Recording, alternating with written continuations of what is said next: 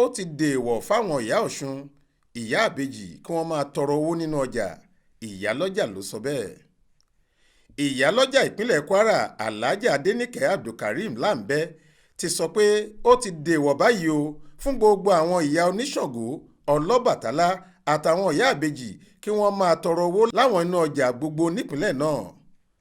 Nígbà tí ìyálọ́jà náà ń bá àwọn oníròyìn sọ̀rọ̀ lọ́jọ́ ajé Monday ọ̀sẹ̀ yìí ló sọ̀rọ̀ ọ̀hún di mímọ̀.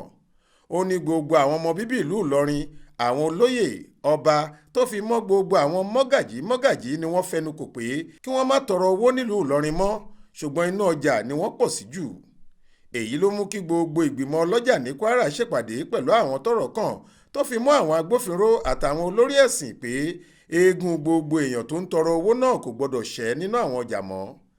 Alhaja Adenike ní tí wọ́n bá ti tọrọ owó tán nínú ọjà tó bá di bí ọjọ́ kejì wọ́n á tún padà lọ bá ẹni tó fún wọn lówó pé àwọn ríran sí i tí wọn yóò sì máa lọ wẹ orí fún wọn lódò tí wọ́n á lu ọlọ́jà míì ní jìbìtì, wọ́n á gbowó lọ́wọ́ wọn tàbí kí wọ́n sọ ẹlòmíì di ẹlẹ́sìn wọn.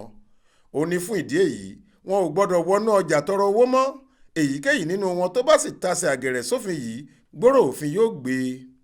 Ó fi kún un pé gbogbo àwọn Iyaabeji tí wọ́n ń fi àwọn ọmọ méjì gbowó tí wọ́n sì tún ń dá ẹgbẹ́ sílẹ̀ tí gbogbo wọn ń ṣèpàdé kò bá òfin ẹ̀sìn mu. Ó rọ gbogbo àwọn ọlọ́jà pátápátá ní Kwara kí wọ́n má fún àwọn èèyàn náà lówó mọ́. Ẹni tí sàárà bá sì yọ sí kó mọbi tí ó ti ṣe sàárà rẹ̀ gẹ́gẹ́ bó ṣe wí. Ibrahim Alágúnmu ló ṣàkójọ ìròyìn yìí fún iléeṣẹ́ tẹlifíṣàn Aláròye online.